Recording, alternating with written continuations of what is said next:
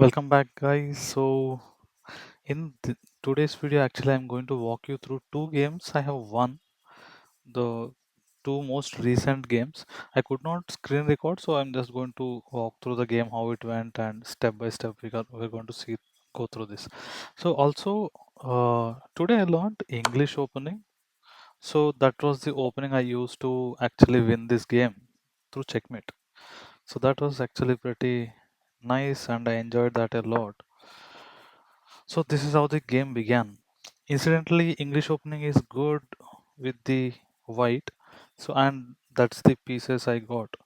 So I started off with uh, pawn at c2. So c2 goes to c4 is the classic English opening. So from there on we uh, progress, like we move our knights, then bishops, all of them into position. So it did not go the exact or classic English opening way, but it started out as English. That's all I can say. So yeah.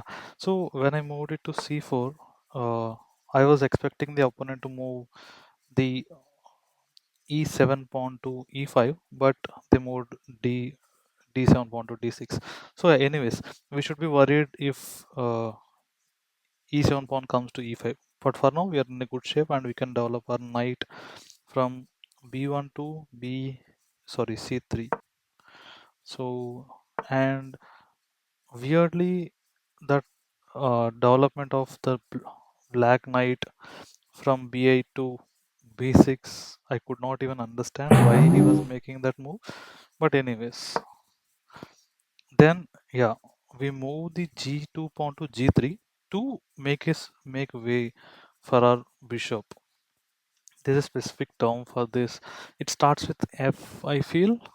So I'm not getting the term right now exactly, but yeah. So we are making way for our bishop, and he develops his knight, and I develop my bishop.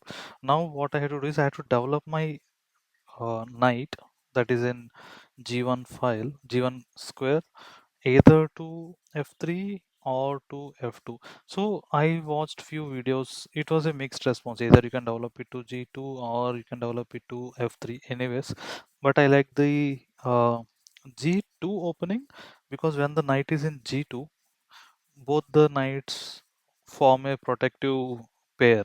So if I'll show you how it happens.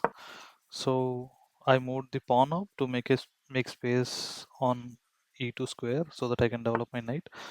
And once my knight is there, if you can see, both the knights are protecting each other. So that's a nice combination. I thought I should try that. And again, black knight, they developed it to b4. Not sure why they did that. Maybe they are aiming, like maybe they could get the white squared bishop out and try to maybe fork, because if they fork, if the white square bishop comes from c8 to f5, and the knight, if they develop it to c2, then there would be a check on my king. And if I take the knight with my queen, he would take my queen with his bishop. So that's a bigger piece traded for a smaller piece, minor piece. And if I skip taking the knight and move my king away from check, he would take my rook. So anyways, he's going to go for a bigger piece. That's what is in the game, is what I'm feeling. But let's see. Yeah, as expected, he moved it to the uh, forking position. So the move that I typically play in such scenarios is block out the bishop from targeting the diagonal. So in this, we can maybe move our e3 pawn to e4. Yeah, and if he takes the e4, we can simply take it with our knight. And again, knight would be captured by the black knight in the f6 square. But let's see. Yeah, he moved it down. Okay. Wait.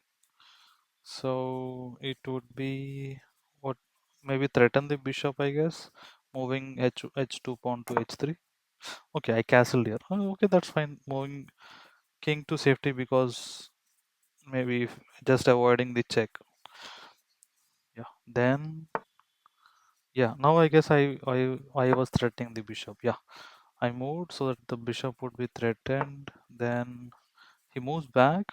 Ideally, maybe I should have gone or moved the g3 pawn to g4 so that the bishop would be locked or bishop would be stuck in one square. But then weirdly, I started threatening the knight again. Okay, so knight moves back, forking my attacking my dark squared bishop. Then this is one blunder I did, and thankfully, a the opponent did not discover this, because when I moved my knight was here in e2, and when I moved my knight from e2 to f4, my queen is wide open. He can take that easily with his light squared bishop, but I guess he was worried that my knight is attacking his bishop, so he did not do anything as such. Yeah, he moved his knight up because he should have taken my bishop. Then while I take his knight away, he should have relocated his light skewered bishop or something he would have done, but he missed the opportunity both ways.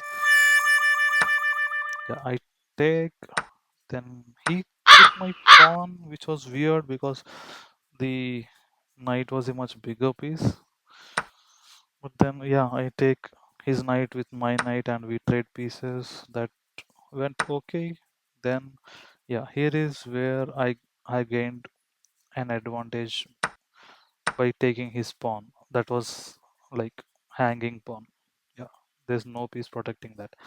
Then yeah, queen started attacking. It forked my hanging pawn on c4 and my bishop on e4. Also, yeah, those two. And if I move my b2 pawn, it might take my rook as well because there is a dark squared bishop in the middle and my queen can't protect the rook. So let's see how it went.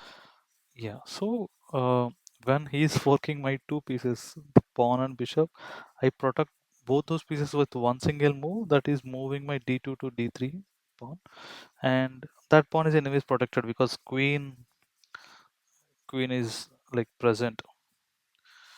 And let's say if the queen takes, then I can take queen with queen. We can do a queen section and he would take my queen with a knight. But if the knight takes that pawn, then it would have been a different story. Yeah, he missed that opportunity. And even that, he moved that pawn to attack my bishop, but that pawn is hanging now. I don't know why I missed that opportunity to take that pawn. I'm attacking the queen now. Yeah, so he took a pawn, but for no reason, because now he can't take my rook since queen is in the same line protecting the rook. Yeah, now thank god I finally took the unprotected pawn. Then comes the rook. So he's activating his rook, and he has put his rook in the open file.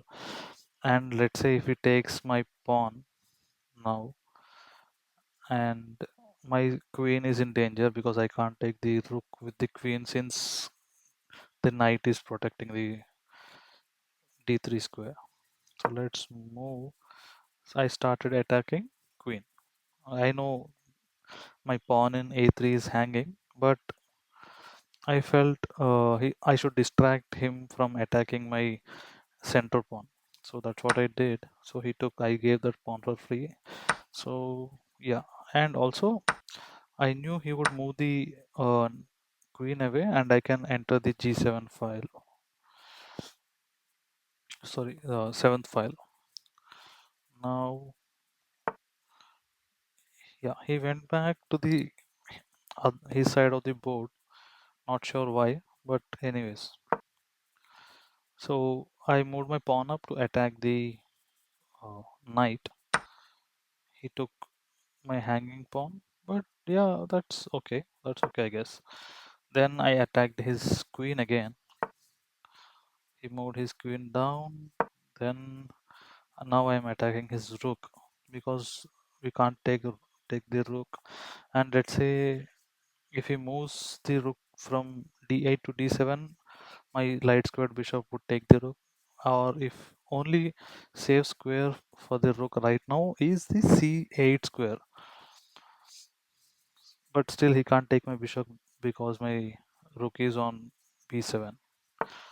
So he attacks my, it's like he forks my bishop and rook. This was a little weird because a rook is much more valuable than either knight or bishop. So I took the free rook and he took the what do you say? He took my bishop with the queen. So that's okay. Now this was one good move I came up that time. That is, now king is in check, and let's say if the queen takes my bishop, that is checking the king, I can take the queen with my rook that is in the seventh file. But I don't think that's what happened. Yeah, so king moved up out of the check. Now I have to protect my knight. So I don't know why I did that. Maybe I should have moved my knight away. But anyways, yeah, my knight is gone now. Now I'm checking the king with my queen. He moves in the middle. And oh nice. This is a nice way that I checked, because though he can remove the check by taking my bishop, my queen is protecting bishop. So that would be a fair trade. Not fair trade, sorry. He would have lost his queen. So he moved it down. Now this is one more beautiful move. And now I'm actually yeah, I'm enjoying the game now, and I'm shocked that I was able to detect that move after the past few games that you have seen. I was playing so badly. So yeah, now the king can't take the queen because bishop is protecting it, and no other piece in the surroundings can take it. The only square he can escape to is h6. So I think that's what he does. Yeah, he escapes to h6. Then I don't remember what he did, but yeah, yeah. Okay, I took his knight. So yeah, I took revenge for the knight that the pawn took. But okay, he develops his bishop for some weird reason. Not sure why. Then I think maybe move the, yeah, queen down to check. I check the king again. Then he moves one square left. Then that was the final checkmate blow. So yeah, right square bishop landed the checkmate, and there's no other way for the king to escape. So that was nice. Game was really good.